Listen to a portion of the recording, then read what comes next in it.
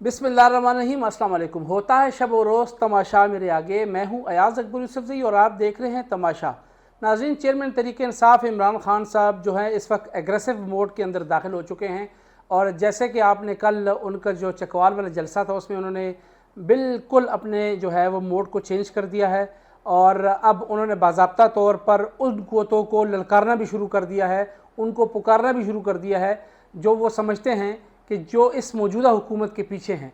और वो समझते हैं कि अब जिन क़ुव्वतों को ललकार रहे हैं उन्हीं के हाथों में सारा कंट्रोल है। नाज़रीन, जैसे कि हमने पहले भी अपने वीलॉग में कहा था कि खान साहब की जो मुलाकात हुई थी उसमें खान साहब को ये कहा गया था कि आप थोड़ा सा सब्र और तहम्मुल का मुजाहरा करें, थोड़ी सी फ्लेक्सिबिलिटी दिखाएं, थोड़ा सा ज़रा बुद्धबारी का मुजाहरा करें तो आगे जाके मामला ठीक हो सकते हैं, इलेक्शन पर भी बात हो सकती है, बाकी जो आपकी मामलात हैं उस पर भी बात हो सकती है।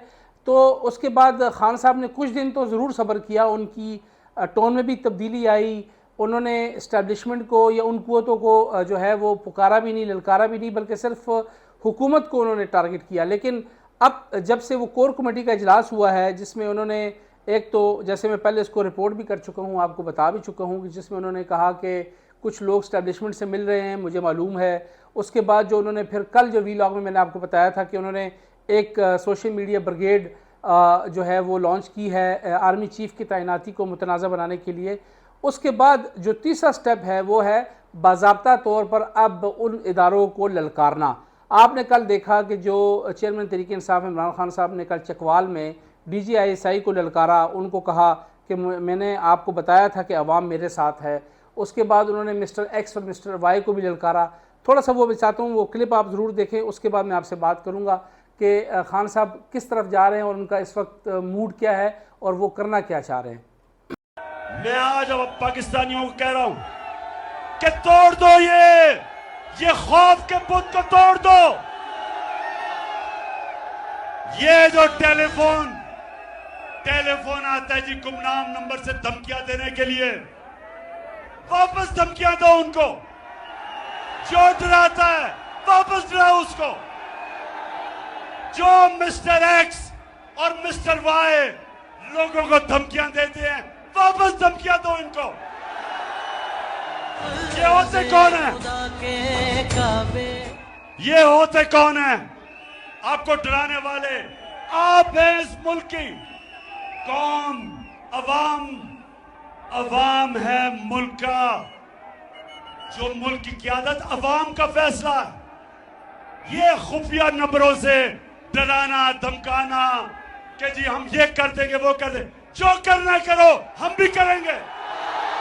जी देखिए, आपने खान साहब ने बिल्कुल मिस्टर एक्स और मिस्टर वाई की जो बात की है, देखें थोड़ा सा अगर पस मंज़र में जाएं या बैकग्राउंड में जाएं थोड़ा सा, तो खान साहब ने पहले तो कहा कुछ इंटरव्यूज़ में कि आर्मी चीफ़ तैनाती उनका मसला नहीं है। हम पहले दिन से आपको बता रहे हैं कि खान साहब का मसला आर्मी चीफ़ की तैनाती से ही शुरू हुआ, क्योंकि खान साहब जिसको आर्मी चीफ़ तैनात करना चाहते थे या हैं, वो जो मौजूदा सेटअप है इस्टेब्लिशमेंट का, वो कहते हैं कि वो उनको मंजूर नहीं है। और ख़ान साहब का जो प्लान है आने वाले दौर में, खान साहब ये समझते हैं कि जो उनका एक सेटअप है या जो उन्होंने एक प्लान बनाया हुआ है या जो उनका एक स्क्रिप्ट कह लो, मैं उसको अगर अपने अल्फाज में बना रहा हूँ तो उसमें वो आर्मी चीफ़ जो खान साहब जिनको बनाना चाहते हैं वो उसमें मेन करैक्टर हो सकते हैं। इसलिए फिर वहाँ पर वो मसाइल शुरू हुए और वो मसाइल आज होते होते वहाँ तक कि खान साहब को वोट ऑफ नो कॉन्फिडेंस का सामना करना पड़ा और आज खान साहब बाहर जलसे दे के और उनको ललकार रहे हैं। कल जलसे में खान साहब ने बिल्कुल जो एग्रेसिव मोड में आए। अब खान साहब जो हैं वो मज़ीद इंतज़ार करने के मूड में नहीं हैं। खान साहब ने अब इदारों को बाज़ाब्ता तौर पर ललकारने शुरू कर दिया है। इदारों को मुतनाज़ा बनाने की भी उन्होंने जो मुहिम स्टार्ट कर दी है कल से। सोशल मीडिया के हवाले से आप देख लें, उनके जो मेन इस वक्त जो स्टॉलवर्ड्स हैं, उनके शीरी मज़ारी साहिबा हैं, वो इस वक्त इदारों को तनकीद का निशाना बना रही हैं, इदारों के सरबराहान को तनकीद का निशाना बना रही हैं, उनकी तैनाती को तनकीद का निशाना बनाया जा रहा है। फवाद चौधरी साहब जो उनके बाद बड़े एक्टिव हैं, वो भी जो है वो इदारों और इदारों में तैनाती के हवाले से चीज़ों को बड़ा कॉन्ट्रोवर्शियल बना रहे हैं। अब जो वो लोग जो इस्टेब्लिशमेंट के करीब है वो इस वक्त बिल्कुल खामोशों के साइड पे बैठे हुए हैं।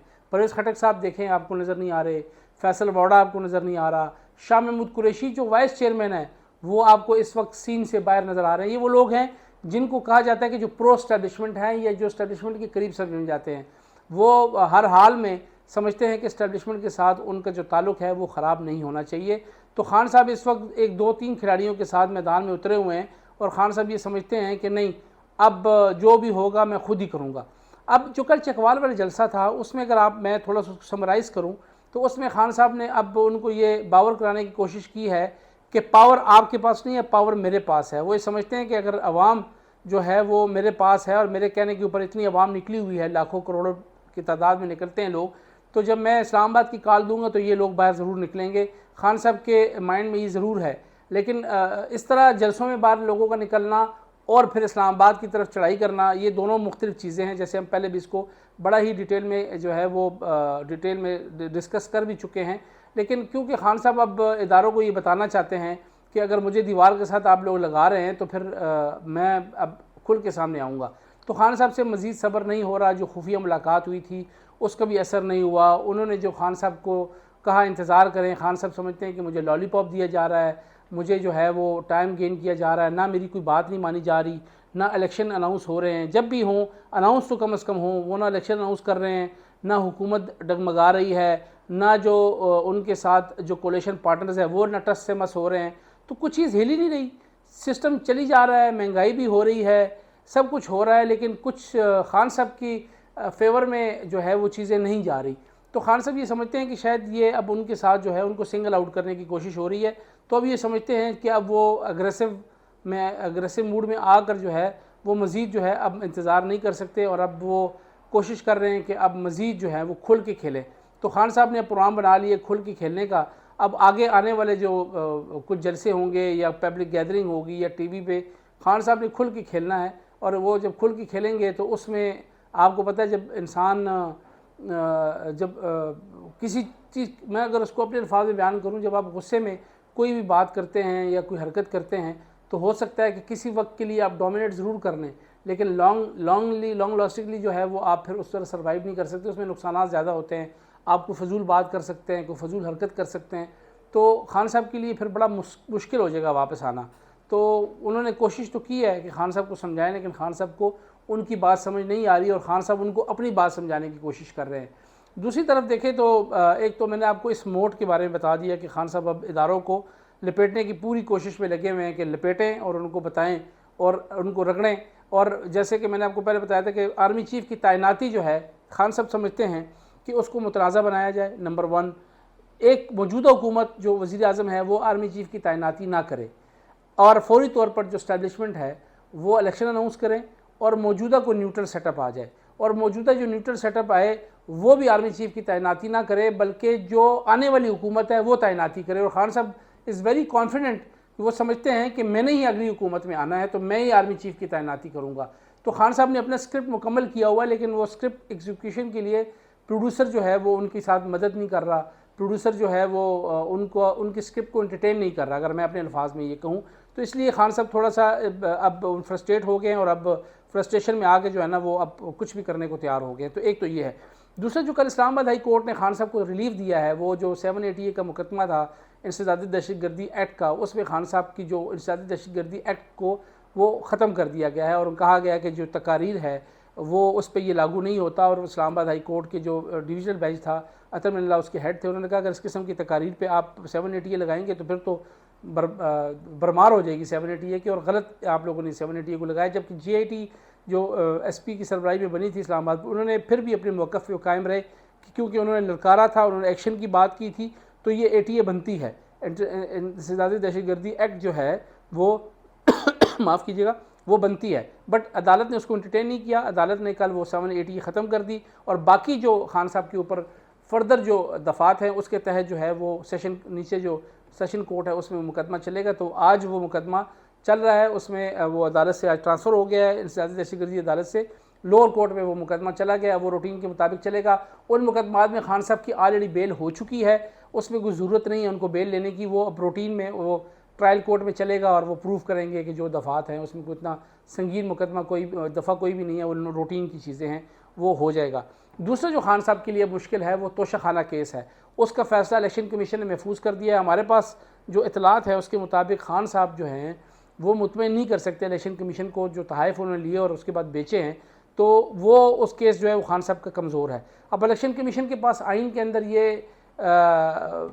ये मौजूद तो है कि वो नायल कर सकते हैं, और खान साहब की नाअहली जो है वो इलेक्शन कमीशन से तो कन्फर्म है। हमारे ज़राए ये हमारा अपना तजिया है कि खान साहब इलेक्शन कमीशन से नाअहल हो जाएंगे, 100% हो जाएंगे। और अब आगे जाके हाई कोर्ट उनको या सुप्रीम कोर्ट उनको रिलीफ देती है नहीं देती, वो आगे अदालतों का काम है। बट जो इस वक्त तोशाखाना का जो केस है वो खान साहब का बहुत कमज़ोर है, उसके अंदर जो दलाइल है वो बड़े कमज़ोर हैं, वो उन्होंने डिक्लेयर नहीं किए, जो पैसे आए वो डिक्लेयर नहीं किए, तो वहाँ पर खान साहब आके फंसेंगे। अब अगर वो वहाँ से नाअहल होते हैं और अदालतों से उनको आगे रिलीफ ना मिला तो फिर खान साहब के लिए थोड़ा सा मुश्किल हो जाएगा आगे। और वो जिस तरीके से अब जिस मोड में वो चल रहे हैं और जो टकराव की सियासत वो करना उन्हें शुरू कर दिया है, तो खान साहब के लिए नुकसानात, एक तो ये तोशाखाना, दूसरा जो उनके ऊपर कंटेम्प्ट ऑफ कोर्ट की कार्रवाई शुरू हो रही है, उन पर फ़र्द जुर्म जो 22 तारीख को लगना है इस्लामाबाद कोर्ट में, वो भी एक कार्रवाई उनके खिलाफ अभी रहती है।